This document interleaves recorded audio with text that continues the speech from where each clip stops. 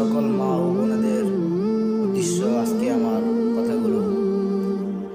আমার সকল মা ও বোনেরা যারা যারা পর্দা করতে পারেন না, পর্দা করেন না, শ্রাবণ আশ্রমের কথাগুলো মনোযোগ দিয়ে শুনবেন। যেই মেয়ে বেপর্দা, যেই মহিলা বেপর্দা, ছেলেরা আমার এই কথাটা মনে রাখো বাবা, সবাইরে বলি, যেই মহিলা বেপর্দা, যেই মেয়ে বেপর্দা, আল্লাহর কসম সে নিজেকে একদম সস্তা কম দামি পণ্য হিসাবেই বাজারে তুলে দিছে।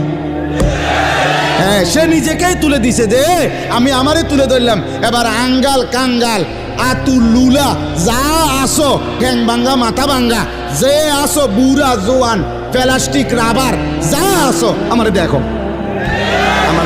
আমি ছেড়ে দিলাম। সে নিজেকে মূলত লাঞ্ছিত করে, সে নিজেই নিজেকে ছোট করে ফেলে। তুমি তো তোমার দাম কমাই লাইলা, তুমি তো তোমার নিজের দাম কমাই দিলা।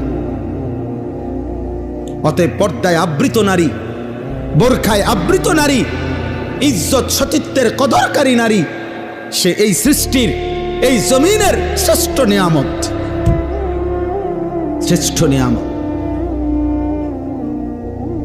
এই জন্য আমি সব সময় বলি, আজও বলি, এই রফিক ভাইকে আরো বহুবার বলছি, শুরুর থেকে বলছি, আমি একেবারে প্রথম যেদিন মাদ্রাসা করছে তখনও বলছি যে শতভাগ দিন শরীয়ত, শতভাগ পর্দা, শতভাগ আখেরাত, এক মেয়ের এক বোনের পর্দার ইজ্জতের শতভাগ নিরাপত্তা যদি না দিতে পারেন, ব্যবস্থাপনা করতে না পারেন, তো মাদ্রাসা বন্ধ করে দিবেন।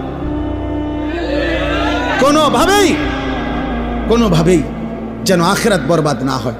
আর শতভাগ ইনশাআল্লাহ চেষ্টা করলে, আখেরাতের ফিকির করলে, তো ইনশাআল্লাহ আল্লাহ তাআলা তারাক্কি দান করবেন।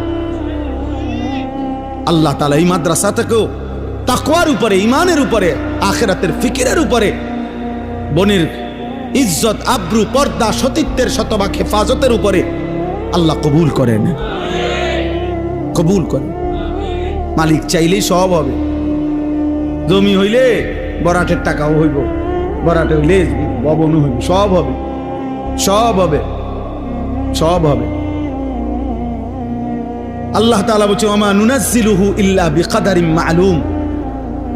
আল্লাহ বলছে ওয়া ইম মিন শাইইন ইল্লা ইনদানা খাযাইনুহু। সব কিছু আমার কাছে আছে ভান্ডারে ভান্ডারে, কিন্তু আমি জমিনে নাজিল করি দেই, হ্যাঁ, ইল্লা বিকাদারিন মা'লুম। আমি আল্লাহর কাছ থেকে নির্ধারিত, আমার কাছে নির্ধারিত যেটুকু আমি পরিমাণ মতো করে করে দেই।